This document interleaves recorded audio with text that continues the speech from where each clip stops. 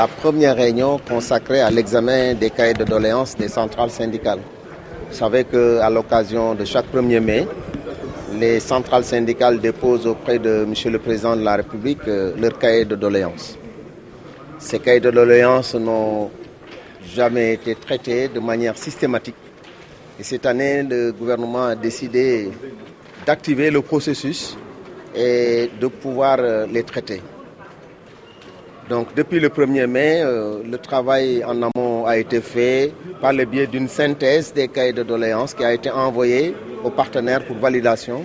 Et cette synthèse a été faite par secteur d'activité pour permettre de pouvoir mieux organiser les négociations autour de ces différentes revendications. Aujourd'hui, le travail a été recensé et organisé. Nous nous sommes mis d'accord donc pour stabiliser le cahier de doléances, la synthèse, qui va ouvrir les négociations au niveau national.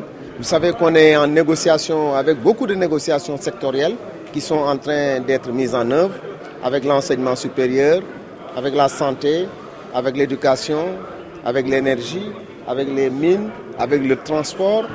Beaucoup de négociations sectorielles sont en train d'être faites sur ces questions. Aujourd'hui, c'est la commission nationale. Et cette commission nationale a été organisée. Je pense que les travailleurs sont venus bien regroupés dans le cadre de 2 coalitions. Nous avons la coalition des centrales syndicales et nous avons le front syndical. Ce travail donc a été fait.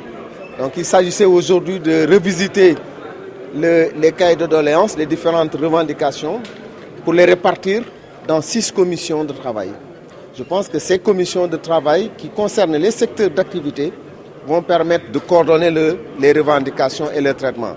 Il y a des revendications qui vont être traitées au niveau national, il y a des revendications qui vont être traitées au niveau sectoriel, il y a des revendications qui vont être traitées dans les entreprises. Mais dans tous les cas, nous avons mis en place un mécanisme important pour que le tripartisme puisse nous permettre de gérer ces questions et de pouvoir, d'ici la fin du mois de février, vraiment vider cette partie et faire des propositions concrètes à M. le Président de la République. Et en ce moment, le 1er mai sera un moment de bilan de ce qui a été fait dans ce sens. Vous savez que le gouvernement a déjà pris beaucoup de mesures dans ce sens, avec d'abord la baisse de la fiscalité sur les salaires, qui constituait une revendication centrale, la baisse des coûts du loyer, la baisse des prix des denrées de première nécessité.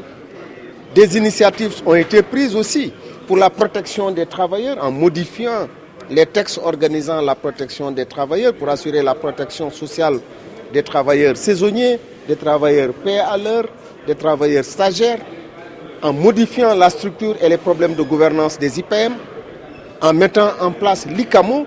Donc autant de choses qui constituent déjà des premières réponses à des revendications qui ont été faites au niveau de ces différentes structures. L'ICAMO, c'est une institution qui va regrouper toutes les IPM et qui va en même temps régler les problèmes de financement, les problèmes de gouvernance pour que les IPM ne soient pas déficitaires et que les travailleurs qui adhèrent à ces structures puissent avoir des offres de santé de qualité. En tout cas, c'est un travail important et nous avons rappelé ce que nous sommes en train aussi de faire sur les conventions collectives concernant le gardiennage, concernant la sécurité, concernant le nettoyage, concernant la presse. Sur toutes ces questions, en tout cas, on a fait le point et les négociations vont nous permettre de pouvoir avancer et de faire en sorte que, c'est vrai, les problèmes du pays sont complexes, sont difficiles, mais comme le dit toujours le président de la République, c'est avec le dialogue social qu'on pourra trouver les solutions qui nous permettront de pouvoir nous en sortir. L'État est prêt à étudier toutes les revendications qui lui seront soumises, mais l'État ne prendra que des accords réalistes et réalisables. Nous avons tiré les leçons du passé, nous avons hérité de plusieurs revendications d'accords non respectés. Vous savez, les accords non respectés, c'est quand on prend des accords qu'on ne peut pas réaliser. Le gouvernement a pris une autre option. Il faut solder le passif, parce que c'est ça la continuité administrative. Mais les engagements qu'on va prendre, ce sont des engagements qu'on pourra respecter. Et ça, je pense que nos partenaires le comprennent, parce qu'il suffit de leur expliquer la situation pour comprendre que, voilà, à quel niveau on peut être aujourd'hui mais demain, si les conditions le permettent, on pourra avancer. En tout cas, nous avons besoin de ça pour que tout puisse fonctionner normalement. Et c'est important pour les entreprises. Il ne sert à rien de créer des accords ou d'aller dans des situations qui vont faire péricliter les entreprises, qui vont mettre en difficulté leur outil de travail.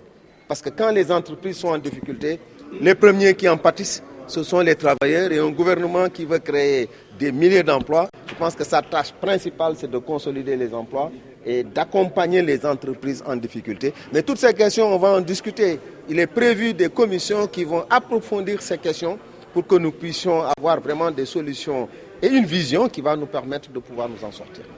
Pour ce qui concerne la conférence sociale et le pacte de stabilité, nous sommes à la phase de partage avec la partie syndicale et la partie patronale. À ce niveau, ils ont reçu les termes de référence. On est en train de déterminer du contenu à mettre en œuvre et c'est finalisé. Mais concernant le pacte de stabilité sociale aussi, on est très optimiste. Je pense que les perspectives sont heureuses pour le Sénégal. C'est difficile, mais on va y arriver. Parce qu'on sait qu'il nous faut arriver à ce pacte. Vous savez, un pacte, on est en train de voir qu'est-ce que chacune des parties exige. C'est qu'en prenant en compte les besoins de chacune des parties qu'on peut arriver à un pacte de stabilité sociale. C'est ça ce que le président de la République veut. Et je pense qu'on va pouvoir peut-être terminer la conférence sociale qu'on va organiser en allant tout droit vers la signature de ce pacte. Ça nous donnera un temps pour négocier et un temps pour travailler. Et je pense que si on arrive au Sénégal à avoir un temps pour négocier, à s'arrêter par exemple au mois de septembre pour les négociations, ça permettra à l'État de pouvoir planifier tout dans la préparation budgétaire et on va encore travailler une année. Je pense que chacune des parties va en tirer profit.